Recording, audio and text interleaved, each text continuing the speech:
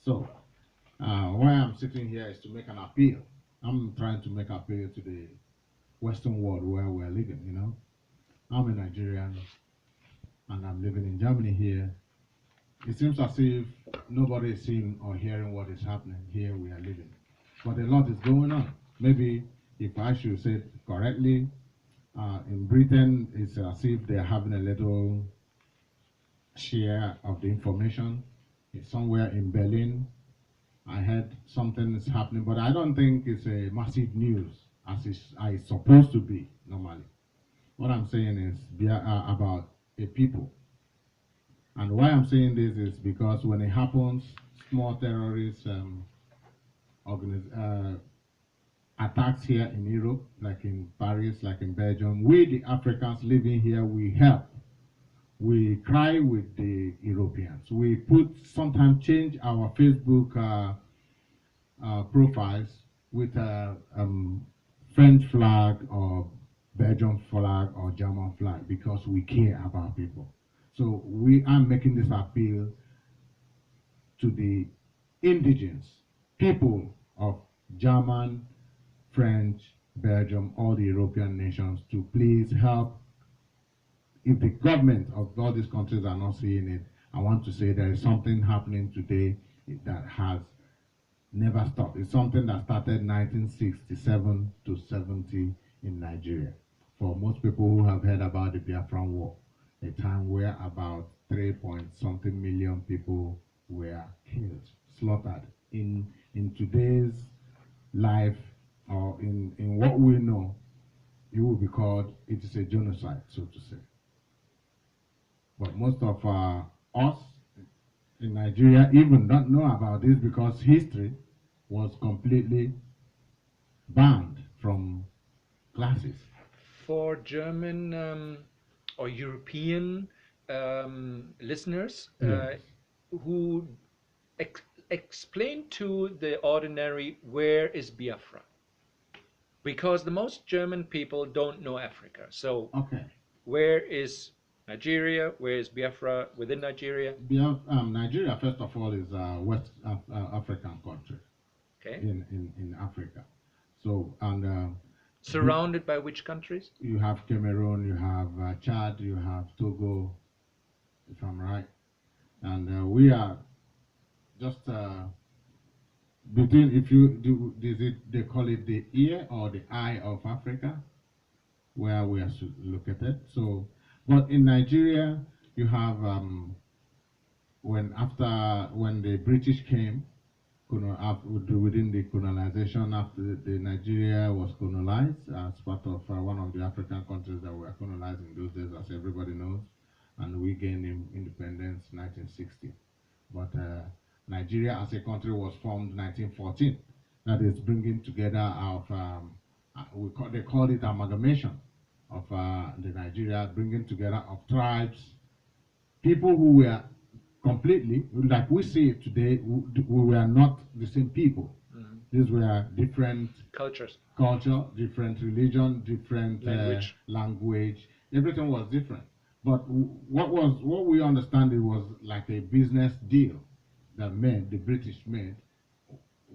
For today, you can say it was what was in vogue those days anyway. They did it. A lot of people, the Europeans, colonized, but what we are talking about is Nigeria was a country that was formed out of that. Mhm. So, and it's like an experiment, if you should say. And this experiment is one of the experiments that didn't go well.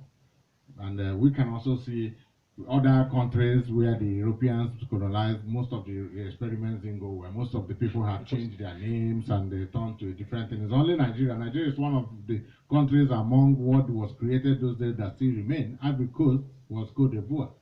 They changed, so many of those countries have changed from where they put them, Zaire and all these things, from Congo Republic and also all those that. So now the experiment of Nigeria has never worked since 50 years. So talk about Biafra within Nigeria. Nigeria got independence 1960. that independence, only God knows how they. I don't want to go into that No, no, history no. of the Go independence. now to the Biafra. Then after the independence, it took only 5 years for that country to be together. There was a problem about the East and the Biafran people. Let's say there was an agreement that was reached in Ghana, Aburi, they call it the Aburi Accord, between the Nigerians and the Biafra, Ojukwu and Gowon, to come back and fulfill so that the nation will still be together. But when they came back, Gowon did not fulfill his own side of the equation. So Biafra had to ask Ojukwu, who was leading, to declare the state of Biafra.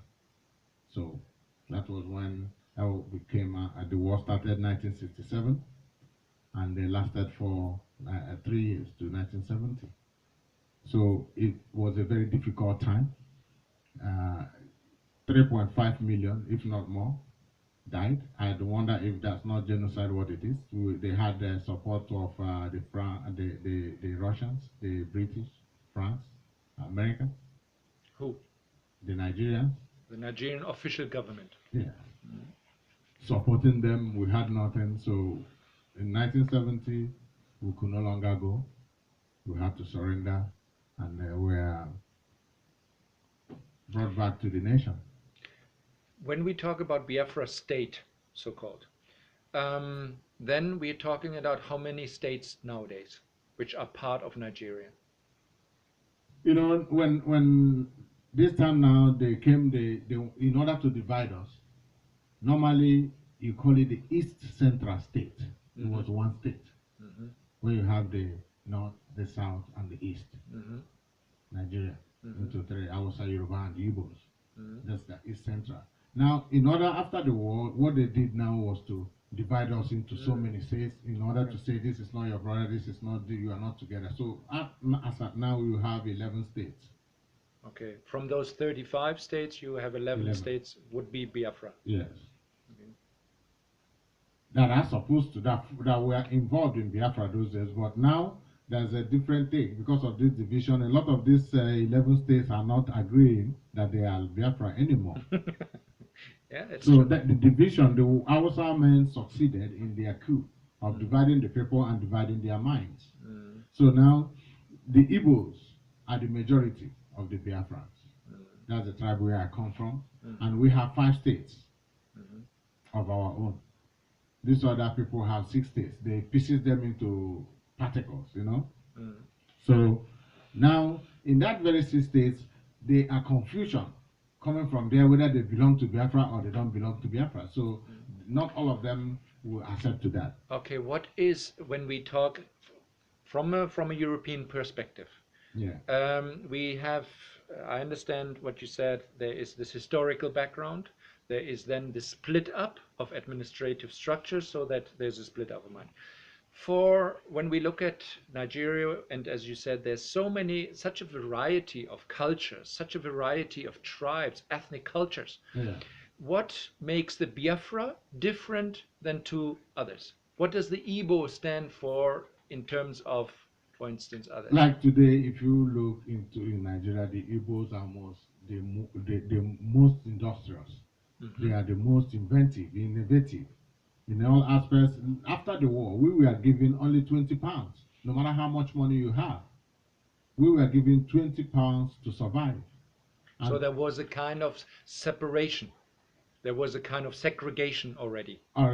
So the Igbo, when after the war, they gave us to the whole businessmen, even if money you have is gone, they have 20 pounds to start with.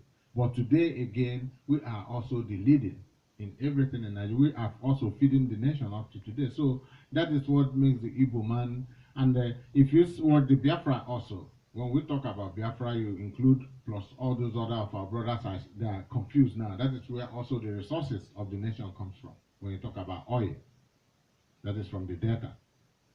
Okay, that is we are the power mind, so to say, of the nation.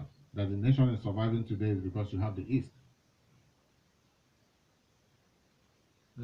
So that is. Okay, I understand. That's in fact something you find in Europe very often. That was in fact the reason of the Yugoslavian war. because it was similar, like what you explained. In Yugoslavia, Yugoslavia was held together by the Serbs. Okay, the Serbs were the Orthodox. Yeah. In Yugoslavia was divided or held together by three religions. The Serbs were the Orthodox. You had the Slovenian and Croatians were the Christians, and then you had Bosnia Montenegro were Muslims. Mm-hmm. But the powerhouse, like what you say, the Igbo, were the Croatians. Okay, and the Croatian, Slovenian, because they were the industrialists. Yes. But Belgrade, the Serbs, wanted to have everything. Okay, it was central. Yeah. So when the history came, the war started between Croatia, who didn't accept anymore to give everything to Serbia and not getting anything back. Okay, so that was a similar thing that is often the cause of any war, of any suppression, is that those ones who are feeding all the time, saying, well, we had enough. You know, that's the same story. And our owners, they don't even give us the opportunity to even lead the nation. Our people are in the same Nigeria, we are treated as second-class citizens. Still. Yes, upon everything, because they believe, one, they are in majority, they have the support of the international community. I don't know the binding, because we believe there's an agreement because of the oil Nigeria have with Britain. And when you talk Nigeria have with Britain, you are talking about the masters of Nigeria, who are the Hausas, leading, not the Igbos, not the Southerners, but the Northerners. When you say second class, let us come back to that. Second class means who is first class, which tribes, which is it the rest of Nigeria is first class and the Igbo is second, or what do you mean? When you say of first class, I can say I don't know where the Yorubas want to grade themselves, but what we know is that it's not like the same constitution. Somebody guiding this constitution, guiding an Hausa man, guiding an Igbo man. Hausa man is free to hold a AK-45, AK-47 rifle on the road with this malu nama, cow meat they drag on the road. Normally they used to use sticks to drag this cow, but these days they have the right to have AK-47 with them. And you as an Igbo man, you don't have the right to have a common knife in your pocket on the street. We don't need the knife anyway, but I'm just saying. Well, it's an example. If you are caught with a knife, you'll be arrested. But this other man have the right to carry a weapon outside, not in any way hidden. Do you know? I find it very interesting, Emmanuel, because I love history, Yeah. and now I would like to research on that, Yeah. so that we continue with this discussion, because I want to ask much more questions, like. When we talk about, we have the Biafra situation now, there is a segregation or racism, name it whatever it is. Marginalization. Marginalization. Yeah.